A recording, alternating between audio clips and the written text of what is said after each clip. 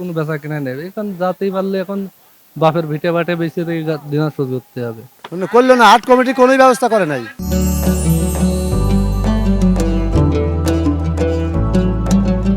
এই হাটে কাদা পানির জন্য হাট মালিক হচ্ছে হাটের কোনো ব্যবস্থা নিচ্ছে না। এইখানে আমরা পানি খনন করার জন্য 3 দিন গিয়েছি, এইখানে যে পানিটা আমাদের থেকে ই করে দাও, তারা এইখানে কোনো আইসা দেখছেই না, মানে বলছে যান আপনার ব্যবস্থা করছি, কোনো ব্যবস্থা নেই।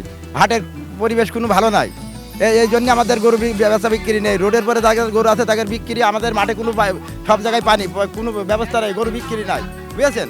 ঈদের দরকার যে গরু আইয়াছে হাটে হাসি করলে টাকা পাবো, এই হাটের কোনো খরচ পাতি তারা করছে না, কোনো ব্যবস্থা নেই। প্রশাসনের লোক ছিল না এর আগে, হাটে আলো বাতাস ছিল না, আমরা হাটের মাঝখানে গরু বাঁধিয়েছি। গরু বাঁধার পরে এখন পেশাদাররা আসছে, তারা রোডে গরু বাঁধছে, আমাদের এখান থেকে তুলতেও দিচ্ছে না, কোনো হাটে যাতেও দিচ্ছে না। আমরা খুব কষ্টে আছি, টাকা না দেওয়া এরা খালি আরাম জ্বালাতন করছে। হাট কমিটির লোক এসে বাস দিচ্ছে না, বুঝেছেন। প্রতি ইয়েতে আমাকে খালি জ্বালাতন করছে। আমাদের এখানে এক গাড়ি বালি দিলে হয়ে যায়, এক গাড়ি বালির দাম হলো 1500 টাকা, এখন তারা বিক্রি দিয়ে আছে 2500 টাকা। 2500 থেকে কেরু করছে 3000 নিচ্ছে। এরম ব্যবস্থা হাট মালিকের কোনো ব্যবস্থা নেই। এই জন্য আমরা গরু বেচা বিক্রি করতে পারছি না। আমরা গরু কিনে আনিছি, যে গরু কিনে আনিছি 3 লাখ টাকায়, সে গরুর দাম বলছে 2 লাখ টাকা। এই হাটে কোনো ব্যবস্থা নেই, অন্য হাটে গরুর দাম বেশি। গরু নিয়ে আইছি হাটে, কিন্তু হাট মালিকরা দেখতেছেন তো গরুর কি অবস্থা, তারপরে গরুর দাম কম, বিক্রি হচ্ছে না। এখন এই গরু হাট মালিকদের বালি চাই, বালি দেয় না।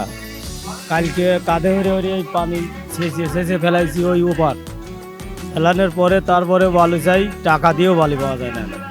আমার আছে 17টা, একটা বেচছি। বেচা কিনা না হলে তো টাকা দেবো না, বেচা কিনা না হলে আমরা কেমন করে টাকা দেবো? আমাদের যেভাবে দেখ না, কাস্টমার আলি পরে আমার কাছে আসে না। এই কেদরবিন কি কাস্টমার যায়, কেদরবিন কাস্টমার যায় না। কাস্টমার খালি তাকাবি, টাকা সারিয়ে চলে যাবে, কাস্টমার ভিতরে ঢোকে না। গরু নিয়ে সবাই বসে আছে। পানি এখানে পানি কত, পানির ভিতরে গরু থাকলে গরু বিক্রি করা যায়, কোনো গ্রাহক আসে না এখানে। করলো না, হাট কমিটি কোনো ব্যবস্থা করে নাই। তারা খালি বললো যে করবানি করবানি, আজ পর্যন্ত করলো না। 3 দিনেই পানির ভিতরে গরু দ্বারা করা লস, তো প্রচুর লস হবে। ক্রেতা আসতেছে না, বালু দিতেই হবে, বালু তো দিতেছে না। বলে রাত্রে আসবে, রাত্রে এই গরু তো আমার পানির ভিতরে দাঁড়া রয়েছে, ব্যাগ গরু। এখন কি করব, কোনো করার অবস্থা নাই, কোনো খদ্দের নাই, পানির ভিতরে খদ্দের আসে না, গরু বিক্রি হয় না, দূরিতে দেখে চলে যায়। আনছি গরু আনছি 28টি, একটা বিক্রি হয়নি। তার পানির যে অবস্থা, কাস্টমার কোনো আসার কোনো নাই, সিস্টেম নাই। এই পানির জন্য বলা হয়েছে হাট কমিটিতে কোনো পদক্ষেপ নিচ্ছে না। আমরা তো বহুত অসহায়ের ভিতরে পড়ে আছি, পানির কোনো কাস্টমারে আসছে না। জানাইছি গতকাল, কোনো পদক্ষেপ নিচ্ছে না। নিজের টাকায় বালি ফেলছি 5 গাড়ি, 15,000 টাকা দাম বালি। তারপরেও পানি দেখেন, পানি নিয়ে খুব গ্যাঞ্জাম হচ্ছে হাটে। কোনো হাট কর্তৃপক্ষকে জানানো হচ্ছে, কোনো পদক্ষেপ নিচ্ছে না। দেখেন আমাদের একটা গরুর পিছনে প্রচুর পরিমাণে খরচ। কেজি গোশের দাম পড়েছে 1200 টাকা কেজি। এখন গরু কোনো বেচা কিনা নেই এখন যাতেই পারলে এখন বাপের ভিটে বাটে বেঁচে দিনাজপুর করতে হবে। ওদিকে কোনো রাস্তার কোনো সিস্টেম নেই, রাস্তায় তো এত বড় গরু বেচা যায় না ভাই।